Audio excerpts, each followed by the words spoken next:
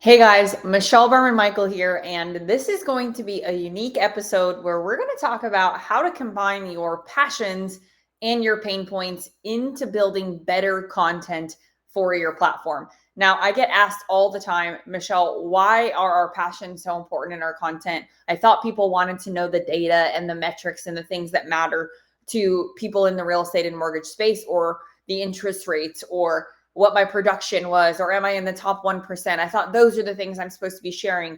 And the reality is that that's just not true. And I'm not saying that the data doesn't matter. And I'm not saying that sharing metrics like these things don't add value. But what I am telling you is that we have to find a better way to share that information.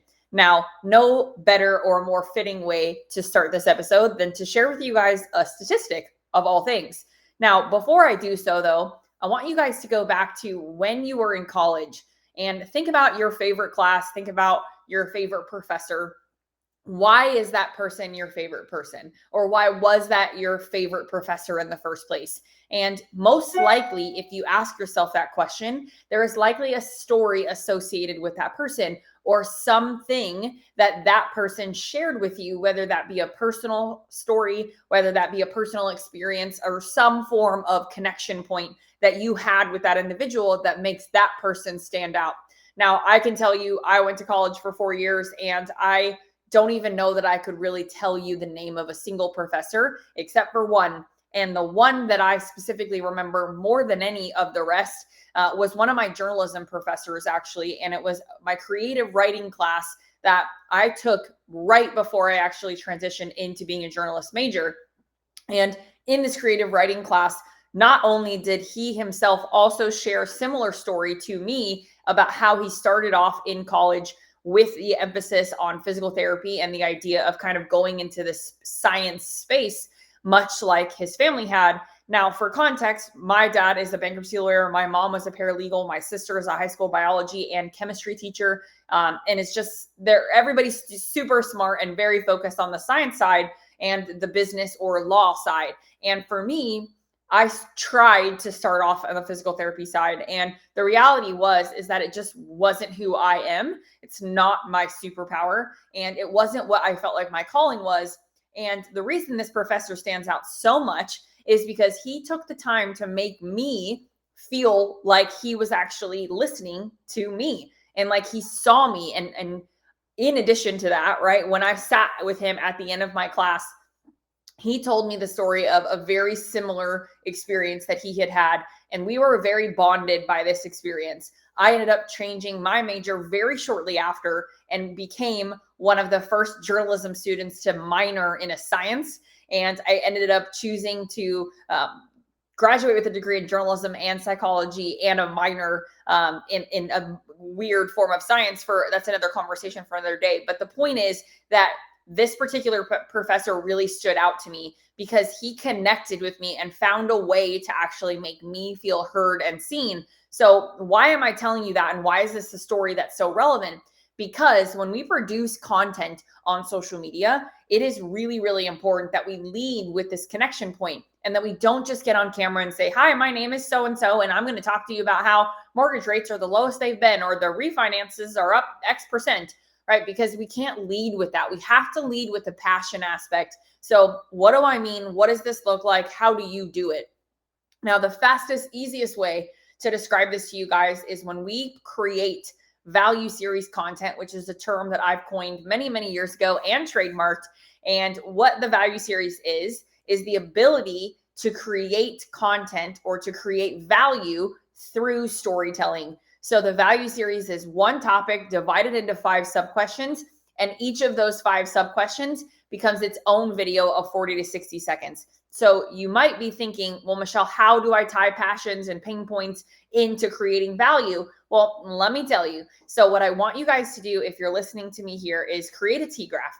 And on that T-graph, on one side, I want you to list out 3 of your passions, 3 of the things that you love the most. Now, if you're going to say things like golf, or if you're going to say something like Pilates, or if you're going to say something like whatever X, Y, or Z it might be, remember that the idea here is I want you to list out why that is your passion. And in addition to that, what do you feel when you do such thing. So, for example, I love CrossFit. I am an avid CrossFitter, formerly competitive, not so much anymore, really just do it for the fitness aspect now. But why do I love CrossFit so much? And this actually became a revelation for me very, very recently. But the biggest reason for me that I love the CrossFit gym that I go to and I love going is because when I walk into those doors, I'm not Michelle Berman, the CEO, or Michelle Berman, the business owner, or Michelle Berman, the national speaker.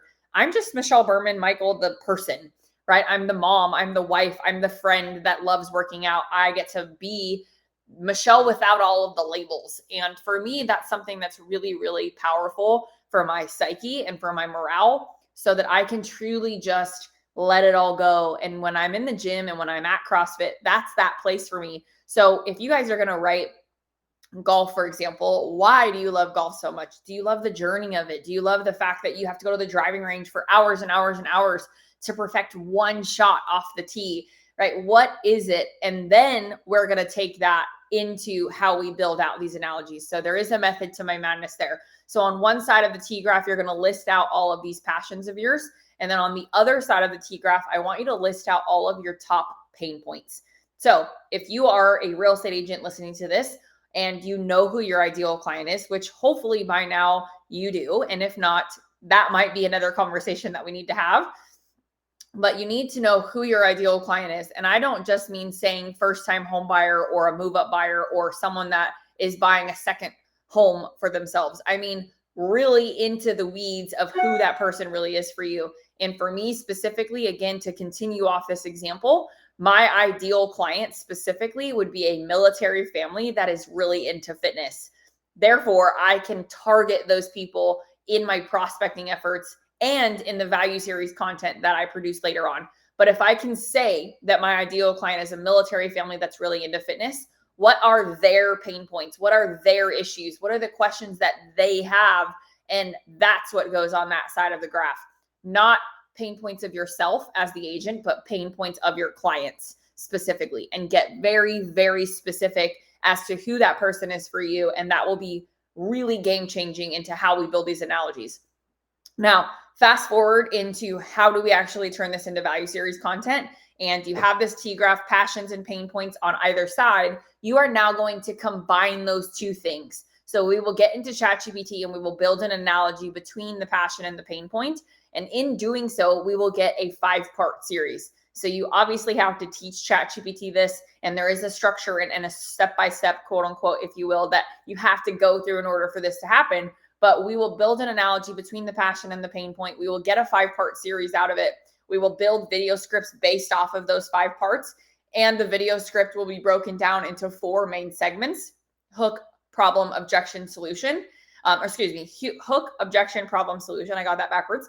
But once we have that built out, so we have each of those 5 scripts for each video, the key is that the hook, that opening sentence of your video, starts with the personal aspect front and center. So if you're going to be talking about the difference between closing costs and your down payment, and are they the same or are they different, understanding that if that phrasing is in your hook, you don't want that to be the start of your hook. You want the passion to be the front of the, or at the front and center of the hook itself.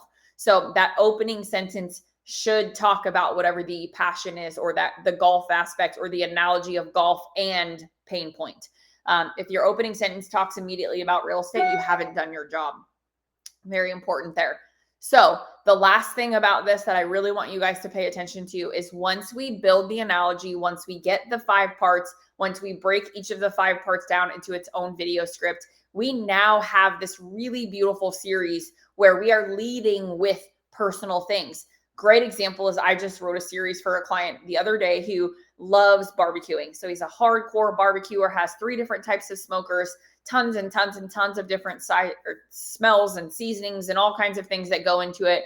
And one of the main pain points for him that we discovered, and this particular person happens to be a loan officer, but it's just a very relevant example. But this particular loan officer of mine, his ideal client is a loyal realtor who can appreciate his finesse and appreciate his attention to detail, specifically in a certain religion, quote unquote, or not religion, that's the wrong word. Specifically in a certain like sect, meaning this particular person is a Christian. So he's very focused on serving the Christian population and servicing Christian real estate agents in his area. He's very integrated in the church. He's very, very involved in the church community. He's served as a guest pastor many times at his church. So for him, his ideal client is a loyal realtor who really eats, breathes, sleeps, and lives the Christian faith. And so because of that, there are specific pain points that are associated to those types of agents. And that's what we broke down. So we asked ChatGPT to build us an analogy between his love of smoking meat and having all these different flavors and seasonings and things that he wanted to add to it and that pain point. Now, what happened is we kind of came up with a series related to sometimes you might try a specific seasoning and it doesn't turn out so good, or the combination or the flavor profile isn't so great. And that is so symbolic of how sometimes a real estate agent will choose a loan officer and maybe it's not the best combination. Maybe it's not the best relationship, and that's okay. Right. And so this particular loan officer, when we built this series, he was very moved by the analogy that it built out, very excited about the relatability for his ideal audience. And most importantly, finally, he was most excited about where he actually got to record this video series. Because he asked me, he said, Michelle, can I do this outside in front of all my smokers? Can I get all my seasonings out? Can I wear my cross? Can I do all the things that make it feel like I'm really living in this series? And I said, 1000%. Why am I telling you this particular part? Really important not to miss this. And many of you guys will fall into this category. So please turn your listening ears on right here. But many of you guys are falling victim to posting talking head videos, meaning you're sitting at your desk, you're sitting outside, you're just holding your phone in your face and recording, and you're doing them in the same spot over and over and over again. And likely you're doing it in a way where you're not really focused on the connection aspect. You're sharing more of the data, right? You're focused on the data. The more I show all of my knowledge of all of these things, the more valuable I am. And you're missing the point, which is the very beginning of my story, which is creating connection with your audience. So my client that's going to go outside and record this entire series around barbecuing and all the different types of meats and how you can couple it with different seasonings and how to choose which flavor combination or profile makes the most sense based off of the cut of meat. Not only is it a more powerful series, there's two big things that happen. One, more connection. Other people are going to watch that and say, wow, this is cool. Me too. Or no way, I never thought of using X seasoning with X meat. Or no way, I never would have thought about this combination, which then in turn creates more conversation on the platform for my client. So my client will get more comments, more DMs, more messages, both Facebook, Instagram. It doesn't matter where you post it, but your engagement will go up. And that is so important to not miss on this conversation, because that is the goal of this platform. Create connection, which creates conversation more than anything. But above all else, why is this series so important? And why is the structure of this series so important for you as the person creating it? And the answer to that is you have to feel invested in what you're producing. If you are ever feeling like, I don't really know what I'm supposed to be posting, I don't really know if this is doing anything, I don't really know if this is valuable, then you need to trust that if you create content in this format, the way that I am teaching you, you will be fired up about recording the video content that I'm asking you to do. And you'll be fired up about how it actually feels when you're recording it. And most importantly, you'll be really excited about the feedback that your audience gives you when you actually produce it. So I hope that this was super helpful. And back in the very beginning of this video, I said to you, what do you remember about your professors? And do you even remember a single one of them? And I told you the story about how I remembered the single professor that really took that time to build a relationship with me directly. How powerful is that? So symbolic of this real estate relationship that we need in order to overcome a very saturated marketplace on the social platforms. So instead of sharing data, share stories, and you will see a dramatic increase in how the conversations play out and how you feel when you're actually producing the